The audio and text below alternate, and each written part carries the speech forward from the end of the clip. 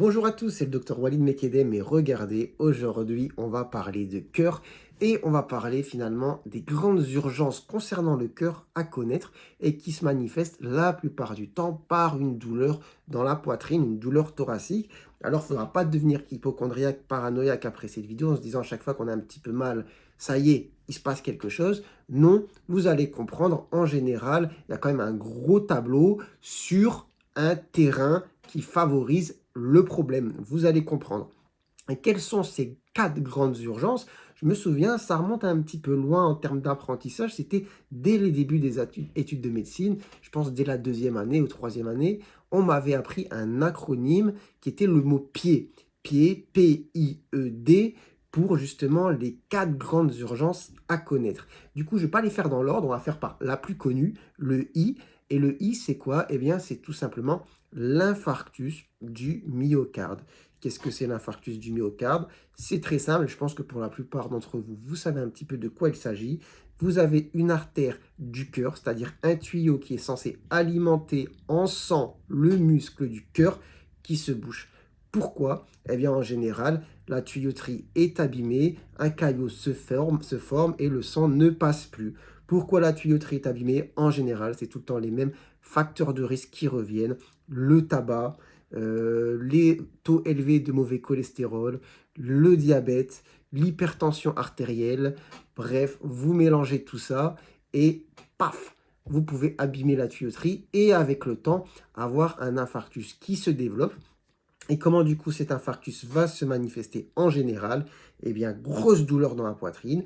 Mais voilà, je dis bien grosse douleur, je dis pas oh j'ai un petit point, ça me fait mal quand je bouge un petit peu le bras. Non, voilà, quelqu'un qui fait un infarctus, en général, quand vous le voyez, il n'est pas bien. Très grosse douleur dans la poitrine, constrictive, qui serre en étau, qui vous oppresse, qui peut irradier dans le dos, les bras, les épaules, la mâchoire.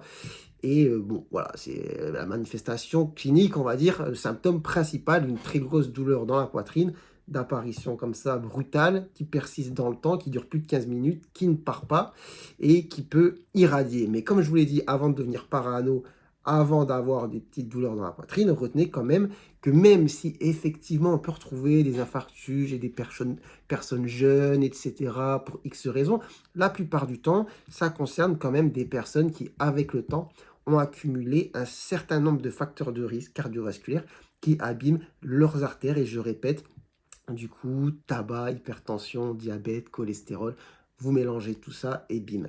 D'accord? Donc, ce sont des choses quand même à savoir.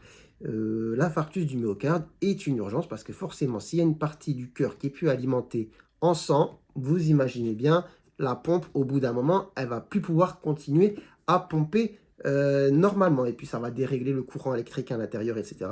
Bon, pas besoin d'entrer plus dans les détails. Vous savez qu'un infarctus, c'est pas un petit rhume et qu'il faut vite le prendre en charge. Ensuite, on va passer à la deuxième cause qui est peut-être, je vais faire dans l'ordre de celles qui sont les plus connues. Donc, j'ai dit le I, c'est l'infarctus, infarctus. Le E, qu'est-ce que c'est? Eh bien, c'est l'embolie pulmonaire.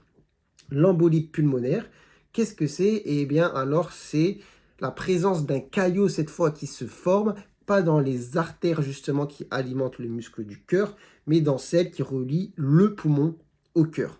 Et du coup, si on bouche les tuyaux qui sont censés amener les sangs vers le cœur pour, justement, les alimenter en oxygène, eh bien, vous imaginez bien que pour s'oxygéner, ça va être un petit peu compliqué. En plus de ça, il y a une partie du poumon qui va plus être alimenté en sang et qui va finir par mourir aussi. Et du coup, est-ce que c'est causé par la même chose, les histoires de facteurs de risque, tabac, etc. Non, pas du tout, c'est pas vraiment la même chose. Là, les facteurs sont liés plus à des phénomènes de coagulation du sang. Et qu'est-ce qui peut justement provoquer ça? Il y a des maladies comme par exemple les cancers, mais il y a aussi chez certaines personnes une chirurgie récente, l'alitement, le fait d'avoir eu une phlébite, l'immobilisation prolongée, certaines maladies qui vont faire que voilà, vous avez plus de probabilité de chance d'avoir un caillou de sang qui se forme, on va dire, de manière, j'allais dire spontanée, il y a quand même des causes, mais qui se forme dans le sang sans que ce soit une histoire de tuyauterie un petit peu abîmée. D'accord?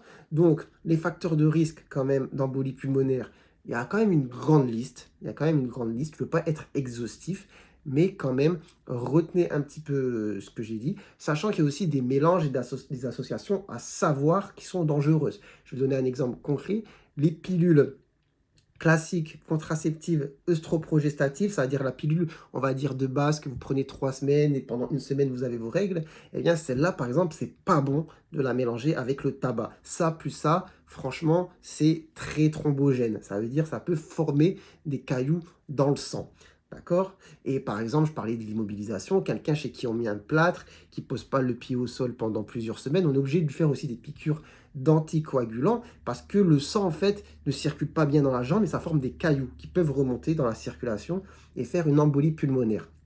Et l'embolie pulmonaire, comment ça va se manifester? On peut avoir du coup la douleur dans la poitrine aussi, et on va avoir un symptôme associé qui est l'essoufflement, la dyspnée, parce que je vous ai dit, ça touche aussi au niveau des poumons. Donc, douleur d'apparition comme ça, brutale, au niveau de la poitrine, avec sensation d'essoufflement, plus ou moins le cœur qui bat vite, palpitations, sur un terrain justement potentiellement prédisposant, mais il n'y a pas forcément tout le temps aussi de facteurs de risque bien identifiés. En plus, des fois, ça peut être lié à des problèmes qu'on ne connaissait pas avant. On peut avoir une mutation génétique qui fait qu'on a plus de probabilité de faire des cailloux dans le sang. Enfin bref, l'idée de cette vidéo, c'est pas de vous rendre stressé ou parano par rapport à ça. L'embolie pulmonaire, de toute manière, je pense que vous en avez déjà entendu parler. Vous connaissez peut-être. Ce qu'il faut savoir, c'est que, voilà, douleur dans la poitrine, essoufflement sont les gros symptômes. Et forcément, essoufflement, ça n'arrive pas non plus à n'importe qui. Je veux dire, il va falloir que ça vienne pour vous alerter aussi. Vous avez mal, c'est bizarre, vous avez du mal à respirer. Là, vous vous dites, sans même que je vous fasse cette vidéo, qu'il y a potentiellement un problème. Attendez, je regarde que le micro, il fonctionne. Ouais, ça va. Donc, douleur dans la poitrine, essoufflement. Voilà, vous avez quand même de quoi vous dire, je vais appeler le 15. Et puis voilà. Donc ça, c'était quelque chose à savoir. Donc on a fait le I, on a fait le E, on va faire le P de pied, qui est peut-être le troisième plus connu avant le D. Et le P, c'est la péricardite. Péricardite, c'est une inflammation de toute la paroi du cœur, la paroi extérieure du cœur. Et cette inflammation, eh ben, elle peut vous faire mal. Elle peut vous faire mal. Et en général, qu'est-ce qui va la causer de manière plus fréquente? C'est une infection virale, hein. Ça peut être n'importe quoi finalement, et après ça se répercute sur le cœur, on a une inflammation de la paroi externe du cœur, et ça fait mal. Une douleur qui va être d'ailleurs majorée quand vous allez être en position allongée, qui va être soulagée quand vous allez être penché en avant, et cette douleur qui va se manifester aussi, peut-être avec les mêmes symptômes que celle de l'infarctus, mais qui est plus sourde, c'est-à-dire prolongée dans le temps, etc. Parce que le péricardite, c'est pas un truc qui pam. Vous voyez, ça s'installe, ça dure, vous avez cette douleur dans la poitrine qui irradie, qui persiste. Récemment, vous êtes tombé malade.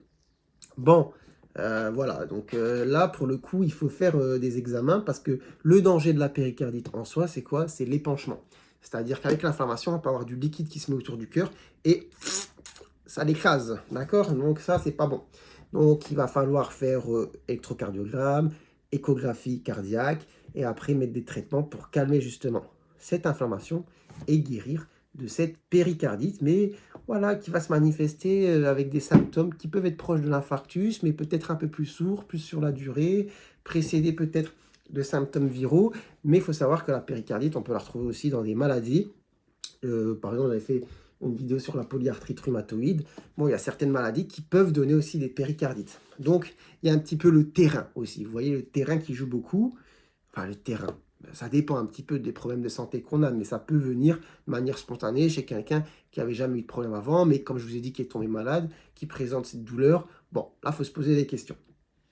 Donc ça, c'est pour la péricardite. Et quatrième urgence, ça c'est la grosse urgence, d'ailleurs, grosse urgence, mais qui n'est pas forcément connue de tous, le D, la dissection aortique. Alors, là, pour le coup, là, si un jour ça vous arrive, et je ne vous le souhaite pas, vous savez qu'il se passe un truc grave. Donc la dissection aortique, donc là vous avez le cœur, le gros tuyau qui sort comme ça, de la aorte et qui descend dans le dos jusqu'en bas, et bien d'un seul coup, ça se déchire.